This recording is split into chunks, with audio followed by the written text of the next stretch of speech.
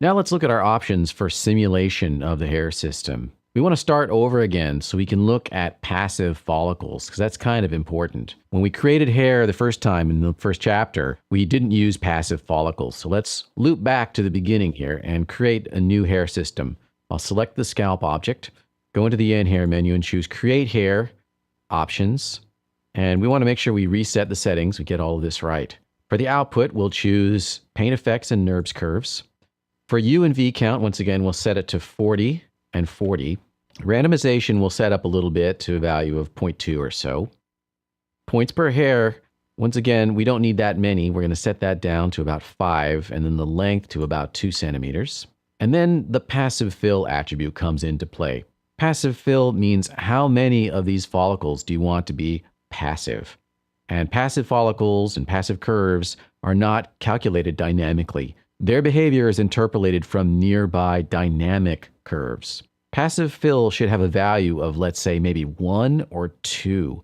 If you go beyond that, you're kind of not really going to get much benefit. Too many of the curves will be passive, and their behavior will not be very predictable. Another thing you need to know is that passive curves, passive hair clumps, are not dynamic, and therefore they cannot collide with anything. And you'll have issues if you have too many passive hairs or passive curves, because they will pass through the geometry. So once again, optimal values here are maybe 1 or at the most 2. I'll go ahead and click Create Hairs. Once again, we get our confirmation dialog. Do we want to hide the hair curves? Actually, we want to see them, so we will choose to not hide them. And now if we look closely, what we will see is that some of the follicles are in red and some of them are in blue. And the blue ones are all passive, which means, once again, they are not dynamic and they will not collide. So with a value of 2 for the passive fill, I've got quite a lot of passive follicles. I'll press the play button. And we haven't adjusted our nucleus scale, so we don't really get the same effect that we did before. But we see enough to move on to show you how the attributes in the hair system shape node deal with passive follicles. I'll select the hair, any part of it, and then once again go to the attribute editor, Control A, and go to the hair system shape node.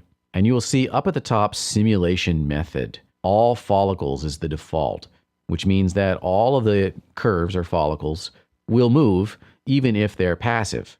I want to try setting this down to dynamic follicles only. And when I do that and rewind my simulation, all the passive curves and their associated clumps disappear.